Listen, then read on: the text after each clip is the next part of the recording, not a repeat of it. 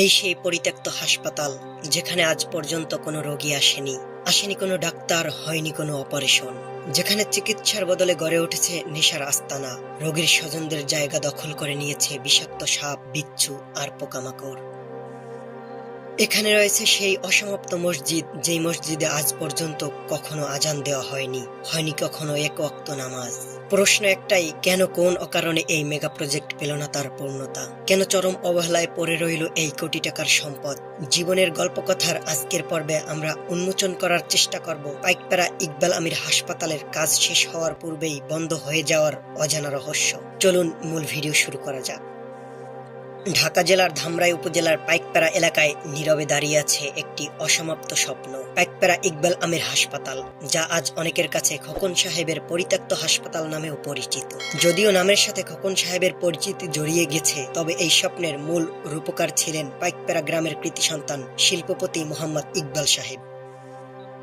ইকবাল সাহেব কেবলমাত্র একজন শিল্পপতি ছিলেন না, তিনি ছিলেন একজন স্বপ্নদ্রষ্টা, যিনি স্বপ্ন দেখেছিলেন ধামরাইয়ের মানুষকে যাতে চিকিৎসা এবং শিক্ষার জন্য দূর দূরান্তে ছুটে যেতে না হয়। তার স্বপ্ন ছিল এখানে গড়ে উঠবে একটি আধুনিক মেডিকেল কলেজ ও পূর্ণাঙ্গ হাসপাতাল, যেখানে মানুষ পাবে চিকিৎসা, পাবে শিক্ষা এবং আলোকিত হবে অসংখ্য জীবন। কিন্তু নিয়তির কি নির্মম পরিহাস!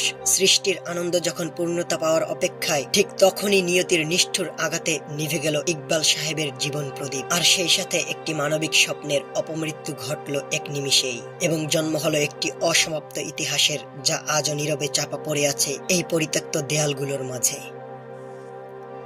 এই দেয়ালের ওপাশে কোনো ভৌতিক গল্প নেই, আছে অসম্পূর্ণ একটি স্বপ্ন।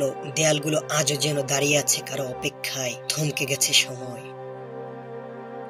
এখানে রোগীদের চিকিৎসা হওয়ার কথা ছিল, কিন্তু আজ এগুলো অসমাপ্ত দেওয়াল হয়ে পড়ে আছে। মানুষের পদচিহ্ন পর্যন্ত নেই, শুধু রয়ে গেছে একটি স্বপ্নদ্রষ্টার অসমাপ্ত স্বপ্ন। এই সিঁড়ি দিয়ে ওঠার কথা ছিল শিক্ষার্থী, ডাক্তার এবং রোগীদের, তবে আজ এখানে কেউ আসে না। এখানে বয়ে বেড়ায় শুধু অজানা ভয়, প্রতিটি ধাপে ধাপে জমে আছে অসম্পূর্ণ স্বপ্ন। এই উপর থেকে তাকালে মনে হয় একটি স্বপ্ন কিভাবে থমকে গেল। প্রতিটি দেয়াল, প্রতিটি ইট যেন ডাক দিয়ে বলছে, আমি তার স্বপ্ন, আমি পূর্ণতা পেতে চাই। এখানে এভাবে নীরব থাকার কথা ছিল না। এখানে থাকার কথা ছিল স্বজনদের পায়ের শব্দ, অ্যাম্বুলেন্সের সাইরেন, ডাক্তারদের ব্যস্ততা। কিন্তু আজ এখানে কতটা নীরব, নিস্তব্ধ। কোনো মানুষ নেই, কোনো কোলাহল নেই, কোনো ব্যস্ততা নেই, শুধু আছে অজানা ভয়, অসম্পূর্ণ স্বপ্নের হাহাকার। ইকবাল সাহেব বেঁচে থাকা অবস্থায় খুব দ্রুত কাজ আগাচ্ছিল। স্বপ্নবাজ ইকবাল সাহেবের স্বপ্ন চোখের সামনে পূরণ হচ্ছিল। তিনি ভেবেছিলেন আর মাত্র 2 বছর, 2 বছরের মধ্যেই এই হাসপাতালে মানুষেরা সেবা নিতে পারবে। কিন্তু হঠাৎ থমকে গেল সময়, পূরণ হলো না স্বপ্ন। ইকবাল সাহেবের মৃত্যু যেন এই হাসপাতালের সময়কে থমকে দিয়েছে। হঠাৎ মৃত্যুর হিমশীতল ছোঁয়ায় ইকবাল সাহেবের সেই বিশাল স্বপ্নের হৃদস্পন্দন চিরতরে স্তব্ধ হয়ে যায়।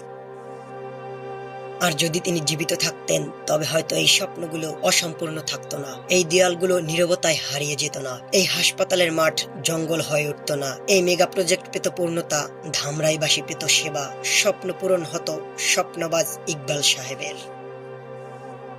ইকবাল সাহেবের মৃত্যুর পরে কেন জানি এই প্রজেক্ট তার পরিবার এগোতে দেয়নি। কেউ বলে আর্থিক জটিলতা, কেউ বলে প্রশাসনিক বাধা, আবার কেউ বলে পারিবারিক দ্বন্দ্ব, তবে সুনির্দিষ্ট কোনো কারণ কার জানা নেই। আজ আমি উপলব্ধি করতে পারলাম, স্বপ্নেরও মৃত্যু হয়। কত স্বপ্ন, কত আশা, কত সহজেই মৃত্যু হলো ইকবাল সাহেবের স্বপ্নের। আমরা প্রায়ই ভাবি আমাদের হাতে অনেক সময় আছে, কিন্তু ইকবাল সাহেবের এই অসম্পূর্ণ প্রজেক্ট আমাদের মনে করিয়ে দেয়, সময় কারো জন্য অপেক্ষা করে না। ইকবাল সাহেবের স্বপ্নগুলো আজ দখল করে আছে পোকামাকড় এবং সাপ, বিচ্ছু। লোকমুখে শোনা যায়, ইকবাল সাহেবের মৃত্যুর পরে যখন এই প্রজেক্ট পরিত্যক্ত হয়ে পড়তে শুরু করে, তখন দূর থেকে একদল মানুষ এটিকে ক্রয় করার প্রস্তাব নিয়ে আসে। তাদের পরিকল্পনা ছিল এই অসম্পূর্ণ প্রকল্পকে সমাপ্ত করা, যাতে এখানে আবার চিকিৎসা হতে পারে, শিক্ষার আলো জ্বলে উঠতে পারে। কিন্তু ইকবাল সাহেবের স্মৃতি এবং তার অসমাপ্ত স্বপ্নকে বাঁচিয়ে রাখার জন্য তার পরিবার এটিকে বিক্রি করেনি। লোকমুখে আরো শোনা যায়, সে সময় এই প্রকল্পের মূল্য উঠেছিল প্রায় 300 কোটি টাকা।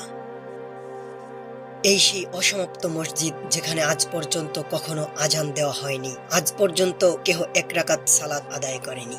এই মসজিদ দেখেই বোঝা যায়, ইকবাল সাহেব কেবলমাত্র একজন সফল শিল্পপতি ছিলেন না, তার ছিল ধর্মের প্রতি গভীর শ্রদ্ধা ও ভালোবাসা। এই হাসপাতাল আজ পরিত্যক্ত, তবে এখানকার সকল স্বপ্ন এখনো মরে যায়নি। হয়তোবা আবার কারো সুদৃষ্টিতে ধুলোবালিতে চাপা পড়ে থাকা স্বপ্নগুলো মাথা উঁচু করে দাঁড়াবে। যে স্বপ্ন এক সময় থমকে গিয়েছিল সেটি হয়ে উঠবে আশার আলো।